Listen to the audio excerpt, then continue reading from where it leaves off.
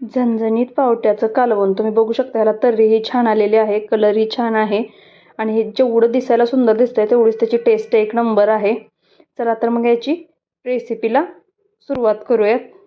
आम्ही ह्या पावट्याच्या शेंगा काल आम्ही देवाला गेलेलो नारायणपूरला, तिथून घेतलेल्या. तेथील पावट्याची शेंगा एक नंबर चवीला लागतात. तुम्ही बघू शकता. आता पुढे दाखवते मी तुम्हाला पावट्याच्या शेंगा. ह्या आहेत त्या पावट्याच्या शेंगा. दिसतानाच एवढ्या फ्रेश आणि तेलकट दिसत आहेत. तेलकट दिसल्या ना की त्या चवीला खूप छान असतात. त्यामुळे अशा तेलकट शेंगा बघून घ्यायच्या. तुम्ही बघू शकता. याला हात लावला तरीही आपल्या हाताला असं तेलकट तेलकट जाणवतंय. मग अशा ह्या शेंगा घेतलेल्या आहेत आम्ही.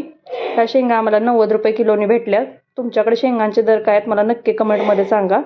चला तर मग आता आपण पावट्याचं कालवण बनवूयात. इथं मी पावट्याच्या शेंगा आता सोलायला घेतल्यात. शेंगा सोलायचं म्हणजे घरातली सगळी माणसं कामाला लावायची, कुणालाही सोडायचं नाही. तसंच मी माहीलाही शेंगा सोलायला बसवले. सगळ्यात जास्त तर पावट्याची आमटी तिलाच आवडते, त्यामुळे तीही मला शेंगा सोलू लागते. छान अशा पावट्याच्या शेंगा सोलून घेतल्या. आणि मुळात म्हणजे ह्या पावट्याच्या शेंगांमध्ये अजिबात किडक्या शेंगा नव्हत्या. अगदी फ्रेश असे पावट्याचे दाणे काढून झालेले आहेत आपले. आता त्याच्यासाठी काय करायचं, लसूण थोडासा आपल्याला ठेचून घ्यायचं आहे. लसणा व्यतिरिक्त बाकी आपण अजून खोबरं वगैरे असं काही घालणार नाही आहे. आता एक कढई गरम करायला ठेवली आहे. कढईमध्ये आपण सोलून घेतलेले पावटे अगदी डाग पडेपर्यंत आलटून पालटून असे व्यवस्थित भाजून घेऊयात. पावटे भाजल्यामुळे काय होतं, त्याला असणारा तुरटपणा थोडासा कमी होतो आणि त्याची चव अजून छान होते. त्यासाठी पावटा असा छान भाजून घ्यायचा. तेल वगैरे टाकायचं नाही, असाच कोरडा भाजून घ्यायचा. पावटा भाजायला 5 ते 10 मिनटं लागतात. अगदी मीडियम गॅसवरती व्यवस्थित भाजून घेऊयात. छान असा आपला आता पावटा भाजत आलाय, तुम्ही बघू शकता. आता हा पावटा आपण काढून घेऊयात. पावट्याच्या कालवणासाठी लागणारं साहित्य बघूया. ठेचलेला लसूण, चिरलेली कोथिंबीर, मीठ, हिंग, हळद, जिरे, चटणी म्हणजेच आपला कांदा लसूण मसाला, शेंगदाण्याचं कूट आणि फोडणीसाठी तेल, एवढं साहित्य आपल्याला लागणार आहे.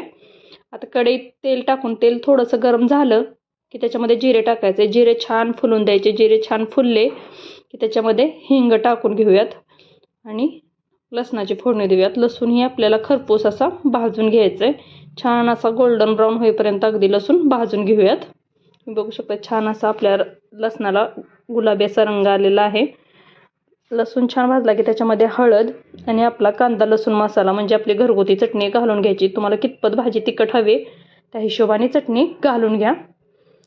आणि फोडणीत महत्त्वाचं म्हणजे आता काय करायचं, आपण जी बारीक चिरून घेतलेली कोथिंबीर आहे ती घालून घ्यायची. त्यांनी चव ना एक नंबर होते आणि फोडणी छान बसते. हे सगळे मसाले व्यवस्थित भाजून घेऊयात. एक मिनिटभर छान असे मसाले परतून घ्यायचे. गॅसची फ्लेम मिडियमच ठेवायची, नाहीतर चटणी आपली करपू शकते. आता ह्याच्यामध्ये आपण धुवून घेतलेला पावटा घालून घेऊयात. पावटाही त्या चटणीमध्ये अगदी 5 ते 10 मिनटं व्यवस्थित परतून घ्यायचा. पावटा छान असा आपला परतून झाला की त्याच्यामध्ये पाणी घालून घ्यायचं. मी आता इथं गरम पाणी केलंय, गरम पाणी घालून घेणार आहे. गार पाणी घातलं तरी चालेल, पण गरम पाणी घातलं ना भाजी लवकर शिजेल, त्याच्यामुळे मी इथं गरम पाणी करून घेतलंय. ते आता घालून घेऊया. तुम्हाला रस्सा कितपत पातळ हवाय तेवढं पाणी घालून घ्यायचं आणि चवीनुसार मीठ टाकून घ्यायचं. छान अशी आता याला पाणी घातल्यानंतर उकळी काढून घ्यायची. तुम्ही जर चॅनलवरती नवीन असाल तर चॅनलला सबस्क्राईब करा, व्हिडिओला लाईक करा, कमेंट करा, शेअर करा. तुम्हाला अशा साध्या सिंपल आणि सोप्या रेसिपीज आपले व्लॉग बघायला भेटतील आणि त्याचं नोटिफिकेशन तुम्हाला येईल.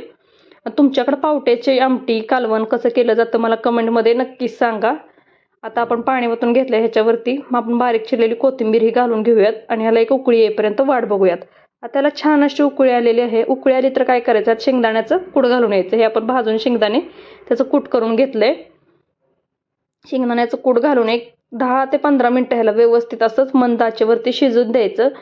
गॅसची फ्लेम जेवढी लो तेवढं छान अशी त्याला तर्री येते. तुम्ही बघू शकता छान हे तास आपलं पावट्याचं कालवण तयार झालेलं आहे. तुम्ही भात भाकरी चपाती कशासोबतही खाऊ शकता. पावट्याची आमटी त्याच्यामध्ये तुपाची धार आणि बाजरीची भाकरी एक नंबर लागतं. तुमच्याकडं कसं खाल्लं जातं मला नक्कीच कमेंटमध्ये सांगा. तुम्हाला आजचा व्हिडिओ कसा वाटला हेही मला कमेंटमध्ये सांगा. आणि चॅनलला सबस्क्राईब करायला विसरू नका. आणि छान असं आपलं आता पावट्याचं कालवण झालंय. परत भेटूया अशाच एका नवीन व्हिडिओसह.